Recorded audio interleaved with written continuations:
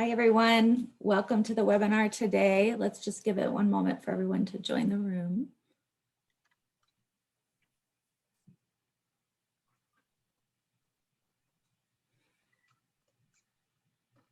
All right, we can get started. Welcome. I'm Sarah Brandspiegel. I'm an instructor at the Colorado School of Public Health, and I work with our Program for Injury Prevention, Education, and Research, also known as PIPER. And we host this series of research and progress webinars on preventing adverse childhood experiences and child maltreatment, which is part of the National Peer Learning Team on Child Maltreatment Prevention. That's a national network of people working in public health and social services who come together to learn about primary prevention approaches to child maltreatment and ACEs. And the NPLT is funded by the Centers for Disease Control and Prevention, and it's a partnership of PIPER and the Colorado Department of Public Health and Environment. So today's webinar, we're going to learn about the development of a strengths-focused family-based program to prevent ACEs. This is a CDC-funded research project that's testing cultural adaptations and integration of multiple approaches for strengthening families in Rapid City, South Dakota. And then I'll do some quick housekeeping, and then I'll introduce the team that we'll be hearing from today. So thank you for joining us. First, I will just mention that you are invited to use the Q&A feature to share your questions throughout the presentation, but we'll do Q&A at the end after our presenters have a chance to talk about their work. But please put your questions in as you think of them, and we'll get to as many as we can at the end of the presentation today. Also, the session is being recorded. The link will be sent out to everyone who registered along with the slides, and we'll also post that on our website. And finally, at the end of the session, a little survey will pop up when you close out of Zoom. Please take a few minutes and give us your feedback on today's session and your suggestions for future sessions to help us with our planning. I want to let you know that the past webinar recordings and slides are available on our website. And I'll put the link in the chat in just a moment to direct you there. We've had a number of different webinars, lots of different topics covered. So if any of these are of interest, you're welcome to check those out. And also you can register on our site for the upcoming webinars, which will be focused on hospital and community collaboration to prevent ACEs out of Houston, Texas. Also a project looking at policy strategies for the prevention of multiple forms of violence against children and youth. And a community organizing intervention happening in Milwaukee, Wisconsin. So really excited to learn more about all of these projects and encourage you to register for those upcoming webinars. I also wanted to let you know that registration is now open for the Kemp Interdisciplinary Research Institute, which you may be interested in if you want a deeper dive into some of the things that we cover in this webinar series. These are some opportunities to learn more from some of the top researchers in the country. So there's some summer intensive virtual courses listed here. These are really focused on folks who are researchers. And then there's a fall semester hybrid course that's targeted for practitioners, looking at prevention programs and how to evaluate those programs. So this is, I think, a great opportunity. There are options to get academic credit or continuing education credits. The cost, if you're not registering for credit, is $200 for the fall semester hybrid course, and scholarships are available. The registration deadline is July 1st, but the scholarship deadline is earlier. It's May 15th. So if you're interested in this, I'll also put this link in the chat, and you're welcome to look into that if it sounds like something you might like to do. So with that, I would like to introduce today's speakers. So we're going to hear from a team, and I'll share a little bit about each of the presenters and their role on the project, and then we'll be hearing much more from them. So we have Emily Waterman. She's a faculty member in developmental psychology at Bennington College and has a research background in youth development, prevention science, and sexuality development. Emily is a co-investigator on this project. We also have Ramona Harrington, who's been working as a community organizer for over 10 years and has extensive experience working with families and youth across a variety of social issues. She is Oglala Lakota from the Paha Sapa Black Hills of South Dakota, and she's the cultural outreach manager for this project. We have Jean Tyon, the project director of Circles of Care at Great Plains Tribal Leaders Health Board. Jean has experienced substance abuse addiction and is blessed to be in recovery and assisting those struggling with alcohol and drug addiction and behavioral health management. He's Oglala Lakota and is involved with programs in Rapid City, South Dakota, Pine Ridge Indian Reservation, and throughout Indian country. And Jean is a member of the Research and Practice Advisory Board for this project. We also have Valeria Big Eagle of South Dakota State University. Valeria is an enrolled member of the Ihanquatan Dakota Nakota, is the current Diversity Outreach and Engagement Coordinator at South Dakota State University College of Nursing. She's a current doctoral candidate at the University of South Dakota in Adult and Higher Education Administration and is a member of the Research and Practice Advisory Board for this project. And last but not least, we have Katie Edwards of the University of Nebraska-Lincoln.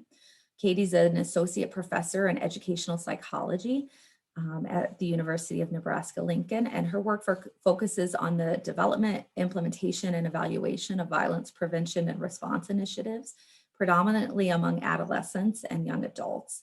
And Katie is the principal investigator of the current project. So I want to thank you all so much for being here and sharing your work with us. And I will now turn it over to you to pull up your slides.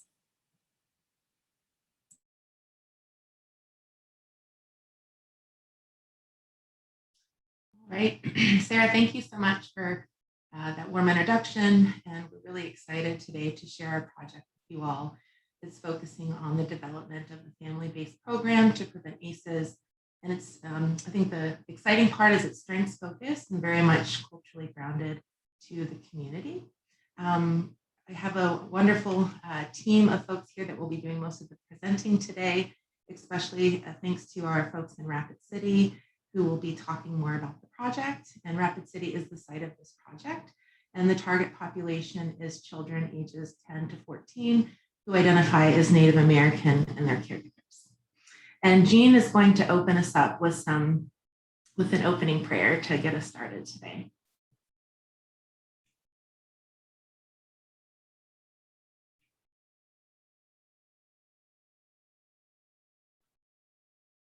All right, thank you.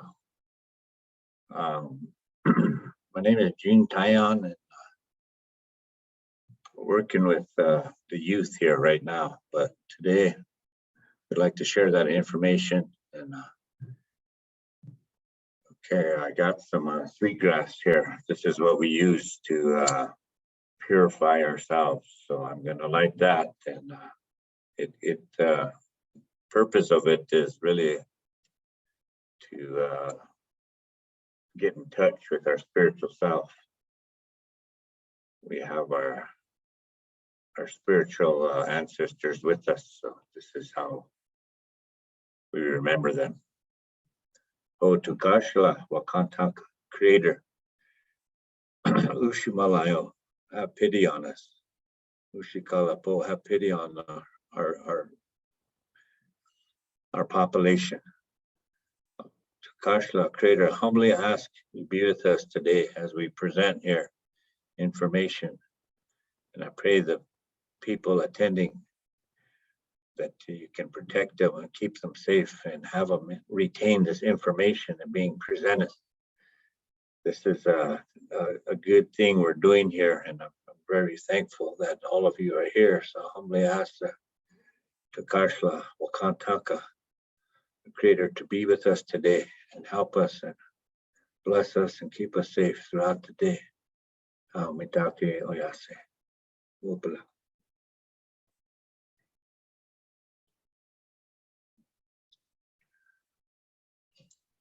Okay. Thank you, Jane, so much. I'm gonna get us started by talking about the context of ACEs in the Great Plains region, which is where this project takes place in Rapid City, South Dakota. And in case anyone is new to this field, Adverse childhood experiences, or ACEs, are potentially traumatic events that occur when individuals are under the age of 18. They're events that undermine children's sense of safety, stability, bonding with other people, and they might include things like food insecurity, child abuse, caregiver incarceration, witnessing intimate partner violence, caregiver drug use and mental health issues, things like that. Just some statistics, both from previous research as well as from our partnering organization, Youth and Family Services. So we know that in South Dakota, American Indian individuals are nearly 3 times more likely than white individuals to report 5 or more adverse childhood experiences. And 17% of American Indian individuals report more than 5 ACEs in South Dakota. From Youth and Family Services has told us that the average ACE score for their kids in foster care is 3 to 4, and the average ACE score for those in residential care is 6 to 7. And they've also told us that ACE scores have really increased during COVID, so that's important. Gonna hand it over to Mona and Jean to talk a bit more about ACEs in the region.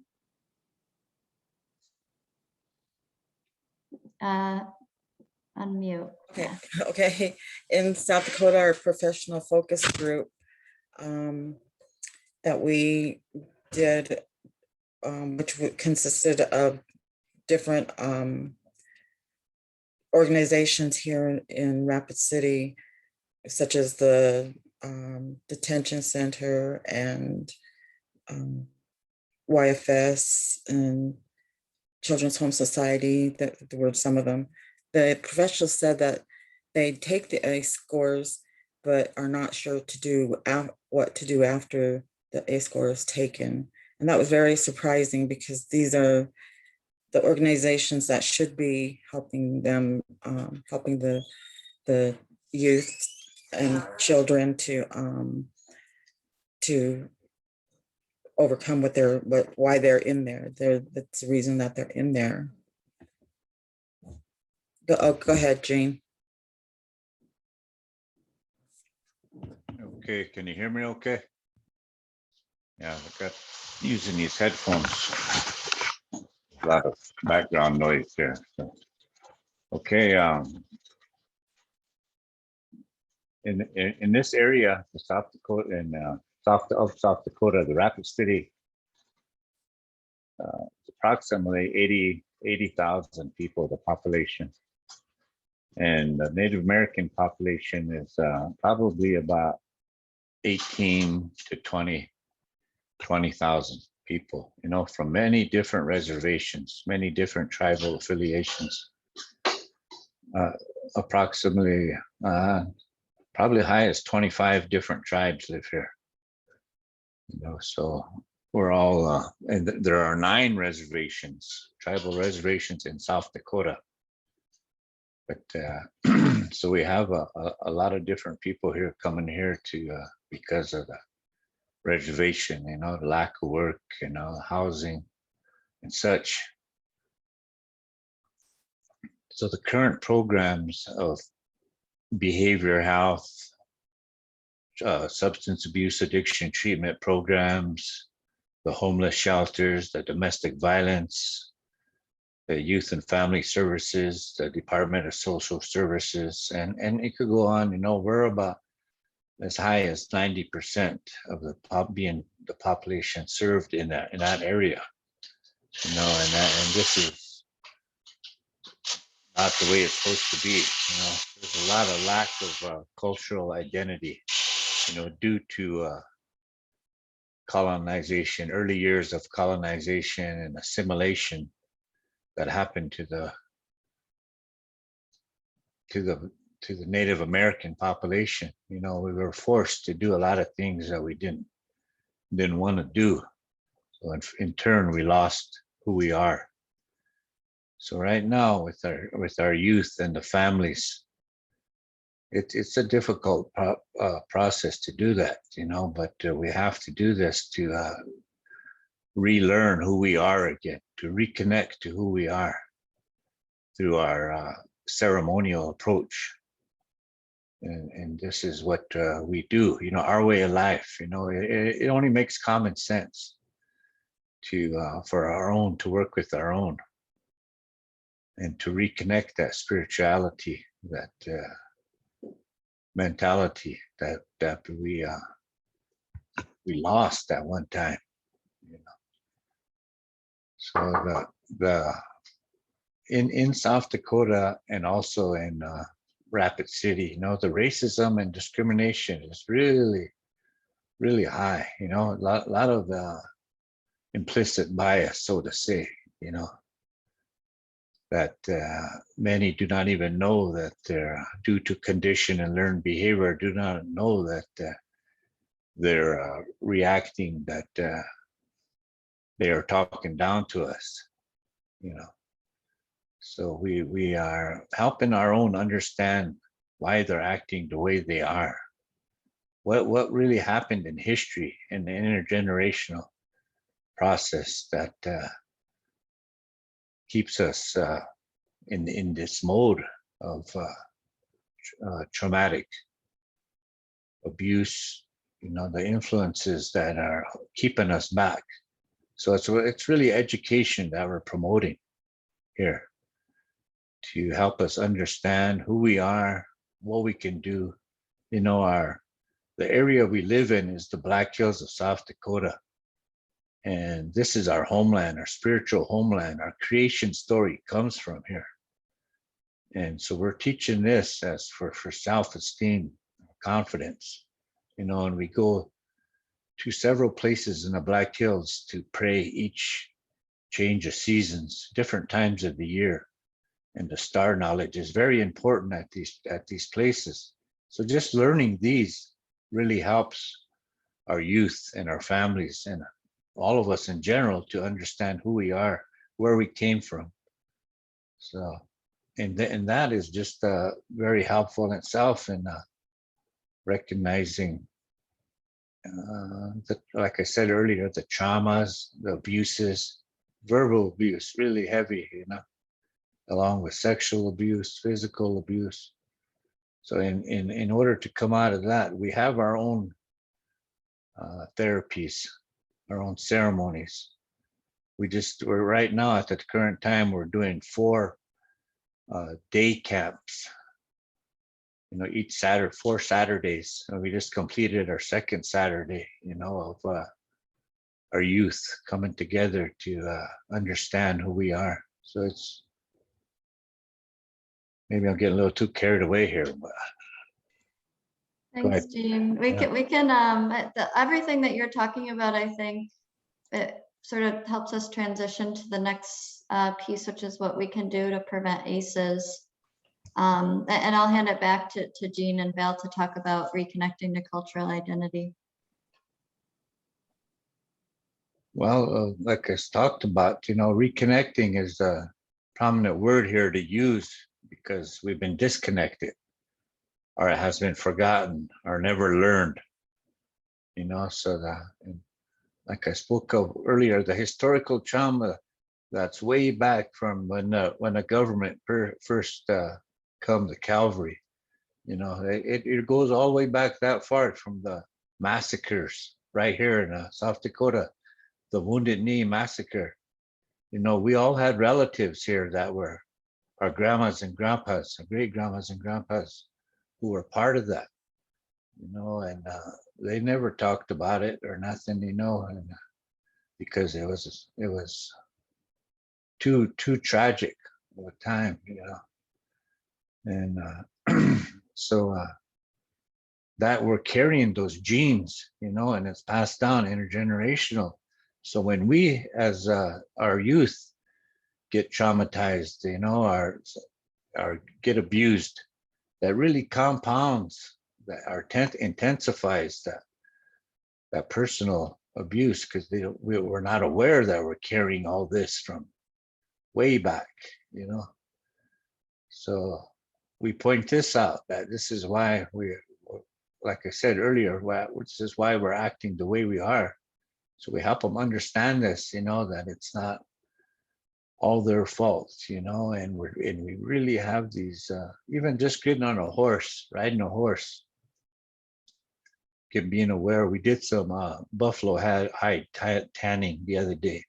We set up a teepee, and the purpose of it, you know, why do we put a pole facing the three support poles, you know, one to the North Star, one to the morning star, one to the evening star, you know, it reminds us to pray at these times and the purpose of it, you know. So just that, knowing that with these youth, for these youth, they really understand who we are as a people, and it helps. Go ahead, Val. Mopila Tonka Lekshi Jean, and what he was alluding to was, you know, there's those traditional modalities of treatment options for, you know, youth. Well, they do not work for our Native youth, and that's what we're seeing. Those, you know, evidence-based practices. Well, what we do is our culture is healing. It's rather practiced based evidence. Our indigenous ways of life and knowing, and our ceremonies and our language, you know, that's our way of healing as indigenous people. And we know that this works because we've been doing this for centuries, you know, our ceremonies, our ways of life. And a lot of times this is not recognized because it's not evidence-based practice. And so, and, you know, I know Jean on a personal level, and, you know, these ceremonies, it's how it helps heal us as a people.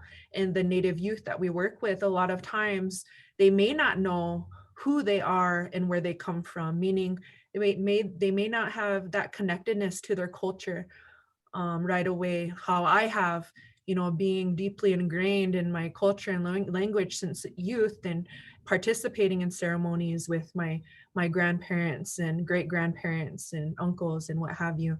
But some of them may be urban youth, like what we see here in Rapid City, and may not have that opportunity to explore that culture.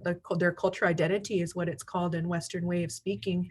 And so, you know, Jean, what he's talking about here is reconnecting their spirit through ceremony, teaching them these ways, like he's saying, through these camps.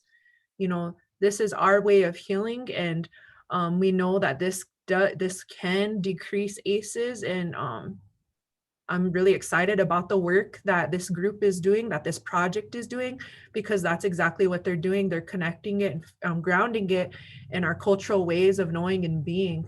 And so we know that this will work. I'm excited to see the outcomes of it. Go ahead, we could go on to the next slide. And so resilience as prevention, culture is resilient, but also when we're looking at our Native youth, they are resilient because they are still here.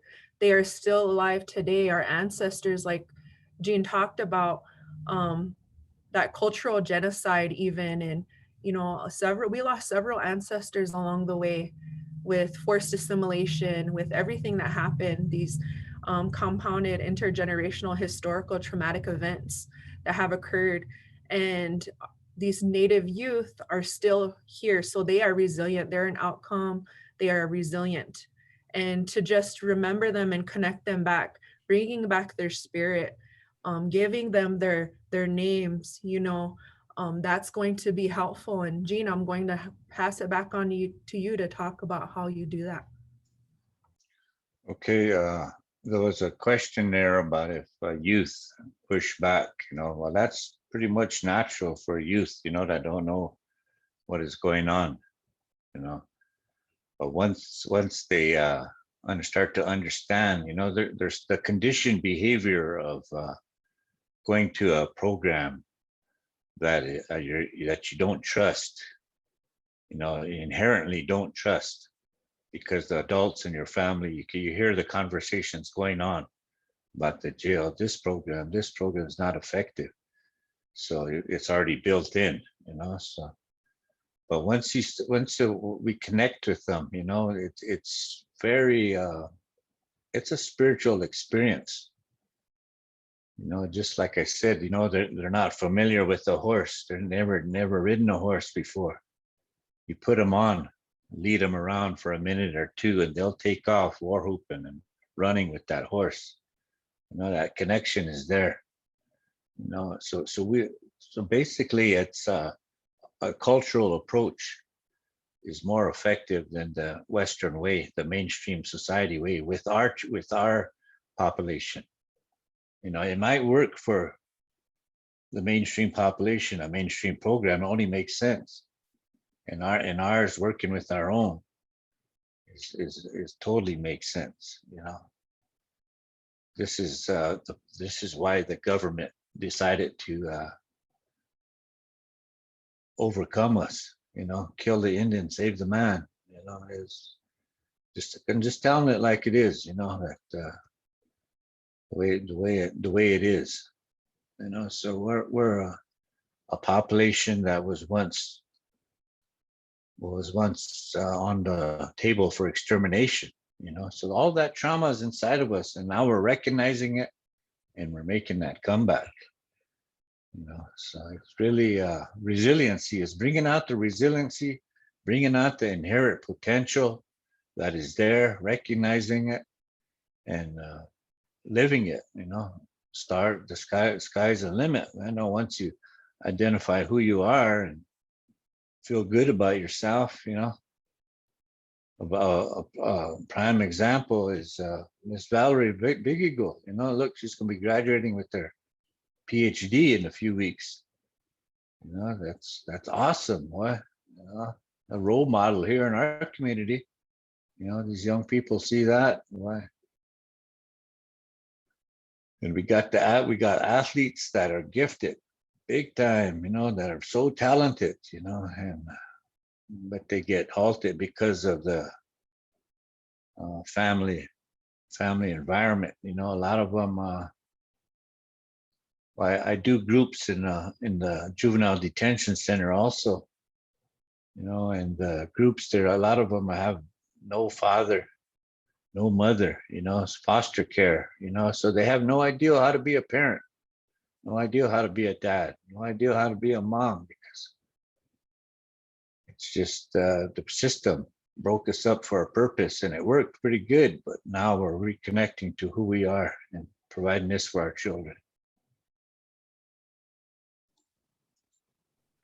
I'm good. Thank you both.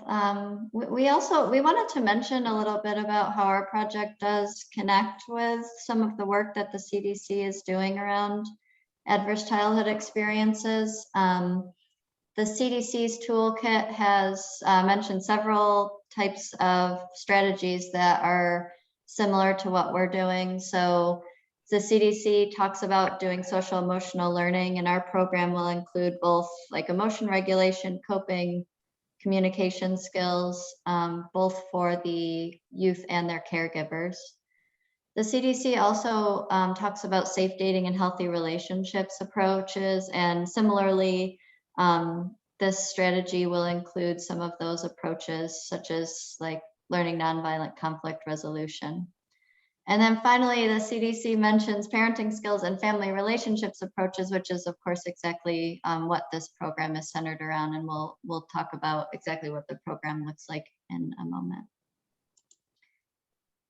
So we're working off of something, the Strengthening Families program. Some folks might know about that. The SFP has been shown to be effective on a lot of different outcomes for other populations. It's been adapted for many different states and is being implemented in lots of different countries.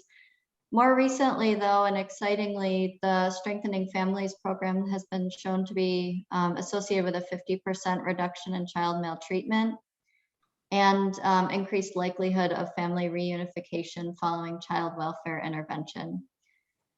The SFP has been adapted for Indigenous communities at least twice that we know of, maybe more, and we're very much using the model of Binzi Dadida, which is a program that's being developed and implemented in partnership with University of Nebraska-Lincoln. So we're able to build upon these previous programs, but also, as folks have been talking about, with lots and lots of community input.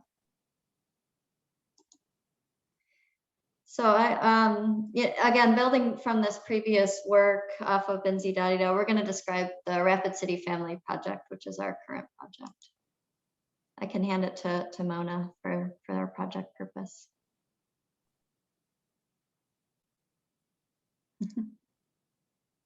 Mona, it's muted. Mona, you're muted. Okay, thank you. Our purpose is developing and evaluating a strengths-based, culturally grounded adverse childhood experiences prevention program. We have multi-state collaboration with the Youth and Family Services, Children's Home Society, and WAVY, which is Women Against Violence, and other organizations that we work a little bit with.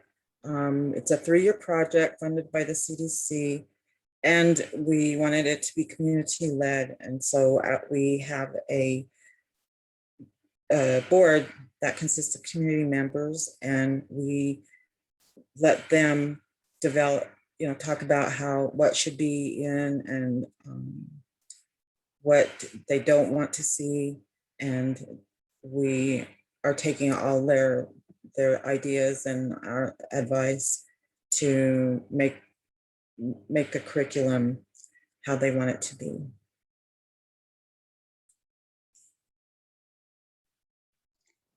Val and Jean, do you want to speak a bit about your experience being on the Research and Practice Board, Advisory Board?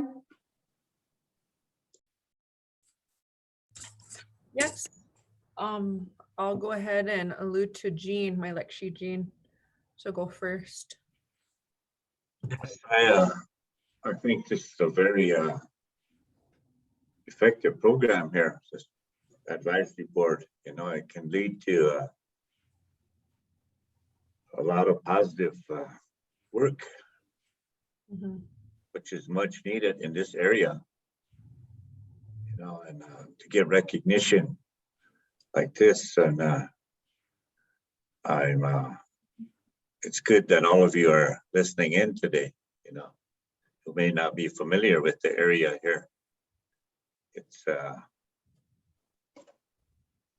this will be very effective. I guarantee you that. And it may be a first in the area, the Upper Midwest, that such things are being done that I know of. And I've been around a long time, so I'm grateful for it. But Wopila Tonka. What I really appreciate about this project and how they recruited for the Research and Practice Advisory Board was the intentional recruitment for Native representation to be on this board. And when you're working with Native youth or a Native population, you need to ensure that you have the Native voice represented on the table. And there's multiple, not only Jean and I, but there's quite a few others. And, that's what I really appreciate the most, because, with Jean and his program and what I do here at the SDSU College of Nursing, Native American Nursing Education Center, was we do focus on, that cultural identity piece, and we do work with Native youth, but at a different capacity. And so I really appreciated that they reached out to us. And I look forward to the outcomes of what they find for this project and the program to start helping heal our youth, especially here in Rapid City, where we know our youth are, they're hurting. And, I just say prayers always out for them, because they are my children, even though they're not my children, they are my relatives. And I appreciate the work that is being done here today with this group in the Rapid City Family Project. So Wopila Tonka, Katie and Ramona, Emily, and all of those on your board and project that partake in this. We can't say enough about how critical this group has been to this project, and certainly will continue to be so. So what will this program look like? Our program Tiwahe Wawashaki, which means strong families, A couple notes about it. So one thing is that we're really focusing on strengths in this project. So our key outcomes will be things like family cohesion and bonding, communication skills, expressing gratitude and problem solving, caregiver monitoring skills, youth empowerment, and especially connection to external resources, and building social support. So not looking at families from a deficit model, but really building upon the strengths that families already have. The program is for 10 to 14-year-olds and their caregivers, whatever caregiver means to them. And the format is a family dinner, a traditional Lakota family dinner. And it'll be about 2 hours long. In the first hour, youth and caregivers kind of go their separate ways with separate facilitators and have some activities. And then in the second hour, families come together. We recognize so much that hard things are going to come up in this program. And Jean and Val and others have been helping us think through how those issues will be handled. But I think it's so important to note that the tone of this program that we're going for is engaging, fun, using humor, and again, really, really focusing on the strengths that are shown by families.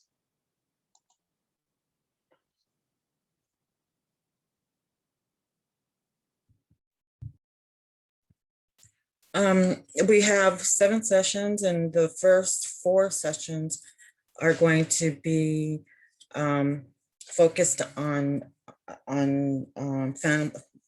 family bonding and strengths.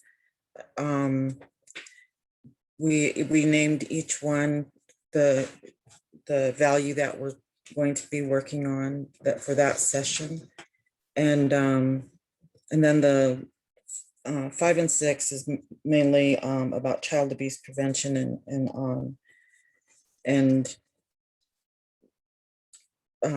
how to be, more parental guidance. When we did our focus groups and our COG interviews, we found that a lot of the caregivers were here in Rapid City, had been in foster homes when they were younger, and they didn't really have any idea about their the cultural where they came from, and the children we talked to really wanted to more stuff like hugging and being recognized by their parents, more focus on them, and they wanted to spend more time with them, just doing stuff like going out to the park and playing. And then so that's one of the things that the first 4 that we were going to be working towards. And then the cultural part was to try to get them familiar with, if they weren't, they talked about that they wanted to be more in tune with the culture. And so, but our culture is already built that way. It's a kinship, and it has it already will show the boundaries that each role family member has in that they play in their roles. And so as they grow, they are taught what like the young women, when they become of age, they are taught how to take care of themselves and how to do stuff like cook and clean, and what their role is. They're no longer children. They no longer sit on their uncle's laps. And so, those are the boundary things that we're talking about. And the young men are also taught their role, that they they care for their women and they help them. The session 7 is going to be, we're going to do an honor to the families who participated. And so we're going to also do, it's a wiping of the tears ceremony, to kind of like cleanse the trauma that they have faced in their lifetimes. And so that's our last session. Okay, and the recruitment and retention strategies that we're using, we are building relationships with the families that we're coming in contact with, because we found that if we build relationships and talk with them about their lives and what's going on with them, they're more likely to come back and to participate. We do door knocking. That's really a event in itself. You know, it's getting to know them on a and just letting them know who we are. We are participating in community events such as powwows by doing not door knocking, table sets, and just letting people get to know us and come and talk to us if they'd like to. We're going to have community feeds, which is like chili feeds and hot dog feeds and stuff like that. Our community partners are still the Women Against Violence and ATEAPI, and that's a group here in, a project here in Rapid City. ATEAPI is basically in Lakota means fatherhood, and they have many youth that they provide services for.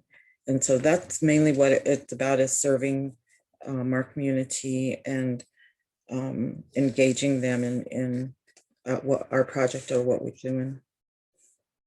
Emily, do you want to do your? Yeah, and I know we're running out of time, but I do want to mention that for programming, we're giving incentives for youth and their caregivers to come, really to be respectful of their time, but also to remove any barriers having to do with like transportation or childcare. I think we want to leave lots of time for questions, because we really welcome feedback, especially because we're in the planning stages. Mona already mentioned some of our focus group themes, so I think we can skip through some of this. We're doing a waitlist control evaluation, starting with an open pilot trial this summer and enrolling 150 families starting in the fall. So we really look forward to getting more and more feedback from families. So please contact us with questions, and we've got about, I think, 15 minutes. Jean, I know you're going to close us off with a prayer. Do you think it would be more appropriate to do it now, or maybe after the Q&A? We can do it afterwards. Okay. Awesome. Well, thank you all so very much. Please contact us at this information. This is our email. Here is our website and our project phone as well. Thank you so much to all of you for your presentation. It's really excellent to hear about this program as you're developing it. And I just want to say I'm struck by the true community voice that you're bringing into the planning process. I think that's so important. And also, I think it's really interesting how you're taking the ACEs framework and then layering on the broader context of historical trauma and of resiliency approach. And so we're getting lots of comments from folks just saying thank you. They're so glad to hear about this. I'd like to start with a moderator privilege question, which is pretty broad, but I'm curious. I know you're still in the planning stages, but what advice would you give to folks who may be listening and are interested in starting a similar program or joining forces with an effort like this in their community? What would you tell them?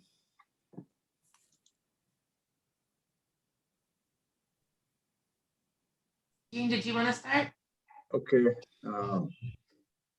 Well, the population that's mostly in the behavioral health management, in the substance abuse addiction treatment programs, the homeless shelters in your area, you know, the majority of people who are in there get somebody that can connect with them, you know, especially the minority populations, like we're talking about connecting with their own. So I think that would help a bit more, somebody that knows familiar with that area, you know.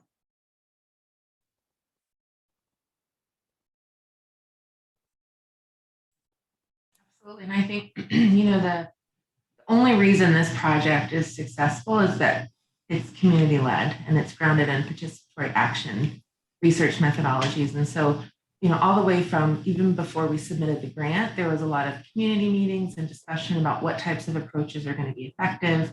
And throughout the whole process in terms of making the program adaptations and deciding on what research procedures are most appropriate to evaluate the program. And then finally, the advisory board ultimately has the final say on what's disseminated, how it's disseminated.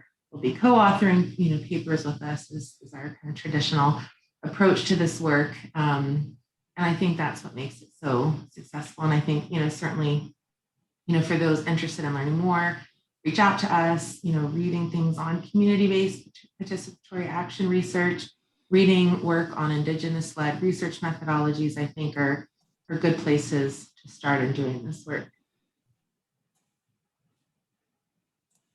Great, thank you. Thank you both.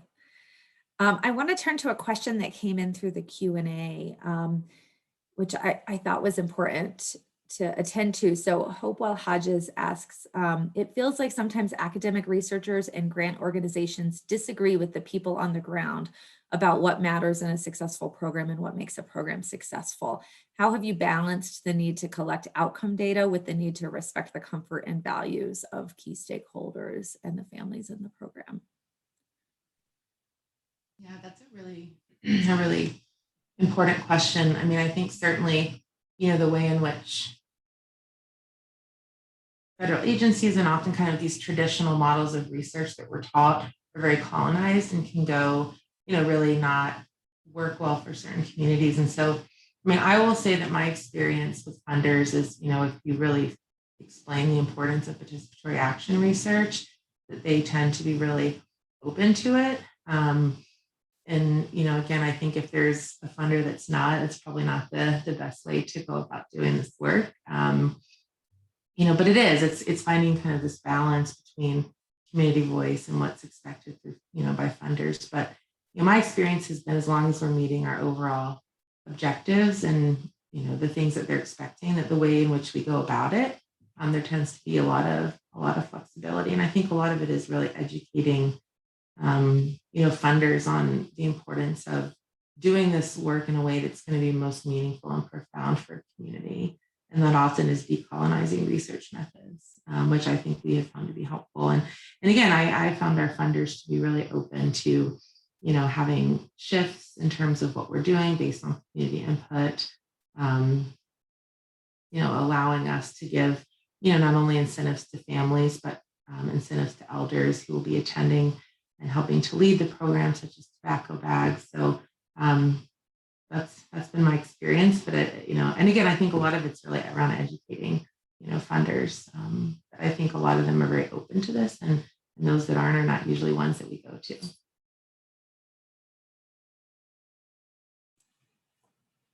Great, thank you.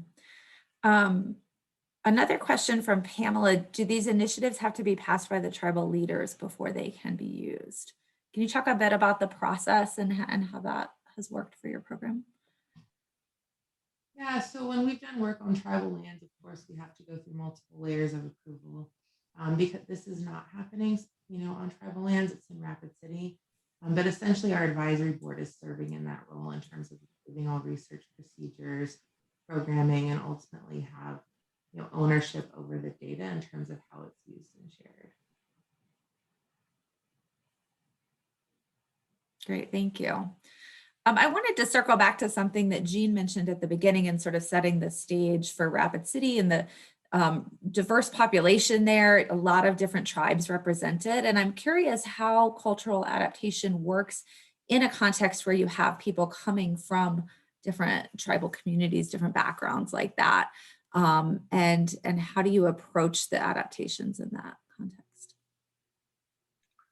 Well, as Native American population, you know, different tribes. Like I'm an adjunct instructor at our Oglala Lakota College, Hisapa Center here in Rapid City. And there's probably 20, like I said, maybe even 30 different tribes represented there. But it's hard to explain, but we really connect to each other. You know, the universal beliefs are pretty much the same. All 566 federally recognized tribes in the United States. You know, and that goes along with, if you trace your roots back as far as you can go, you know, that was the fundamental message, to take care of the earth, to take care of yourself, to do the right thing, you know, to keep in balance with everything. You know, so in the beginning, this is how it started. And we still got our way of doing it, you know, of connecting to the universe through our spiritual ways. So it helps to, you know, like I said, a lot of these values were lost, but in the inherent gifts, we still got them inside. We just need to find them and bring them out.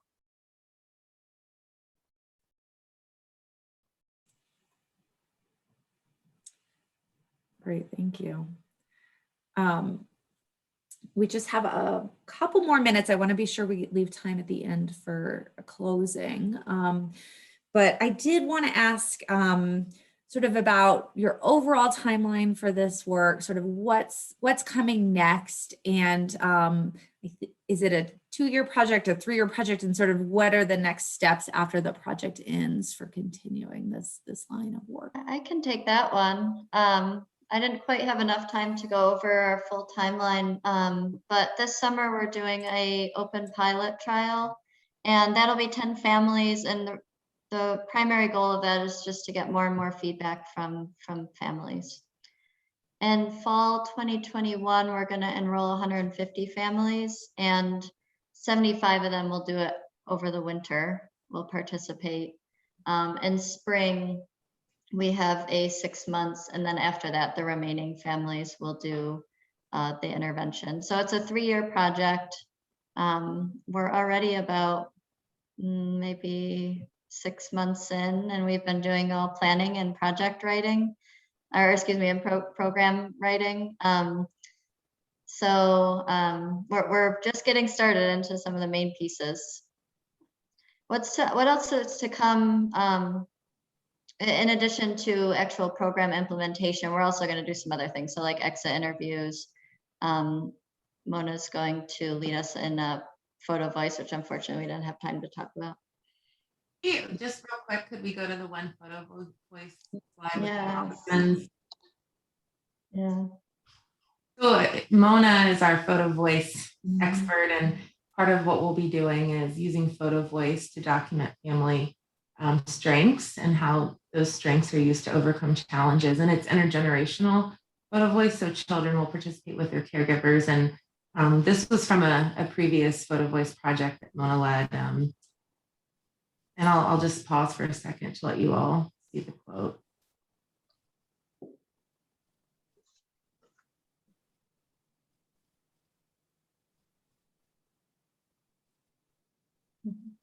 Okay, thank you.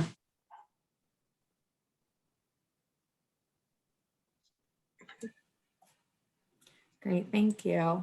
I think the photo voice is really a powerful component of this program. So I hope that maybe you'll consider coming back to our group and presenting again towards the end of your project when you have outcomes to share as well. One final question, and then I'll turn it over to you, Jean. But have there been any surprises as you've gone through this, and particularly for the researchers who are, starting the planning process here, and partnering with folks in Rapid City? Like, has anything surprised you as this project has unfolded? I've had the honor and privilege of working with various communities in South Florida for 5 years.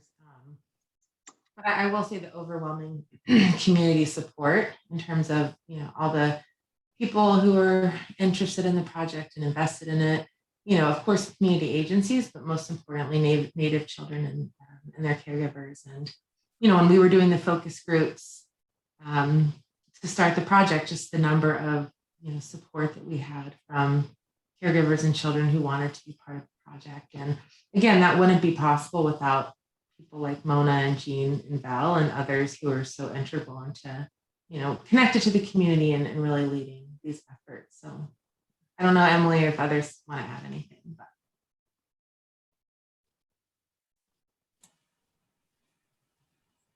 Okay. Well, Emily, if you would put it back to the contact information slide, someone's asking if we can put that back up. And I'll just close my portion by saying thank you so much for sharing this. I think it's been really valuable to learn about this. As I said, I'd love to have you come back and share more as you're further into this work, but really appreciate your time today. And I'll turn it over to Jean for closing. Okay, thank you. I'd like to close this and give thanks for a good presentation here today and all the people that attended.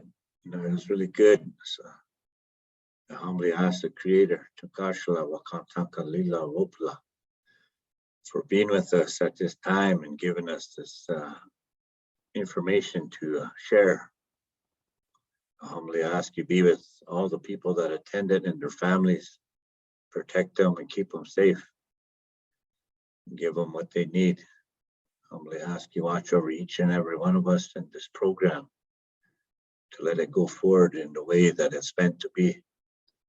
Humbly ask the Creator for that blessing.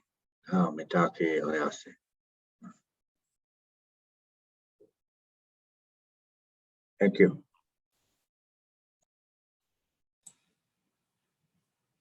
Thank you all.